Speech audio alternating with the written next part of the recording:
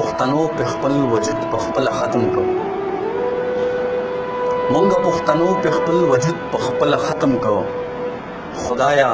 ټوپک اوسېږي په اور د ګردنو سره او خدایا ور په غاړه کې ټوپک ورله د ټول عمر څوک چې قلم نه پرېږدي زما د پښتنو سره هوایي فایرنګ چې دی خوشحالۍ ورځې دي د اختر شپې ورځې دي او څوک هم چې هوایي فایرنګ کوي د حکومت د طرفه مونږ ته مشرانو ته دا اطلاع ده چې هغه خلک هغه ماشومان کومي نو هغوی به بیا د اختر د شپې په جیل کې تېروي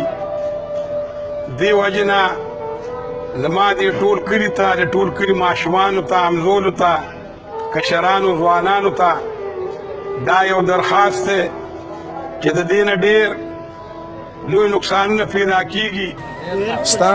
خوشحالي د تی بېشکه وکړه خو لږه ډډه د ټوپکه وکړه خاص خلک چې کوم دي چې کوم لغوره کې عقل لري یو پرسن هغوی هوایي فایرنګ قطعا نه کوي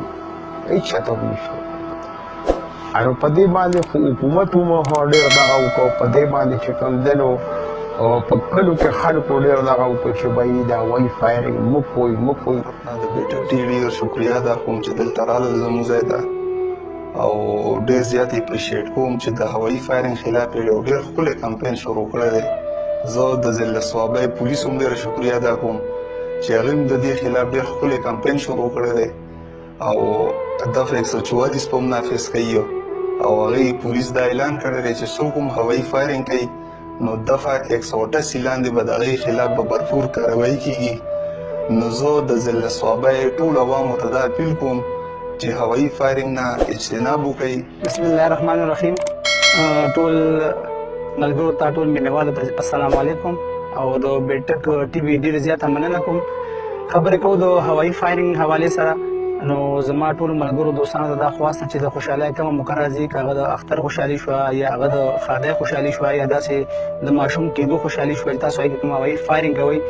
ستاسو د هوایي فایرنګ یو ګولی چې کوم دی هغه د چا ډېره قیمتي زندګي ختمولی شي د یو مور نه د هغه لخت جګر جدا کولی شي یو پوره خاندان هغې سره برباد کېدی شي نو موږ ټولو له پکار دی چې په دې باندې مکمل دغه وکړو عمل وکړو او دا هوایي فایرنګ چې کوم دی دا د مکمل احتجاج وکړو چې دا ختم شي چې کومه د اختر د شپې دي یا اختر روان دی سبا بل ورځ کې نو زما ټولو ملګرو ته همزولو ته دا خواست دی چې د هوایي فایرنګ نه د خوشې ډزې چې کوم دي زه به ورته خوشې ډزې ووایم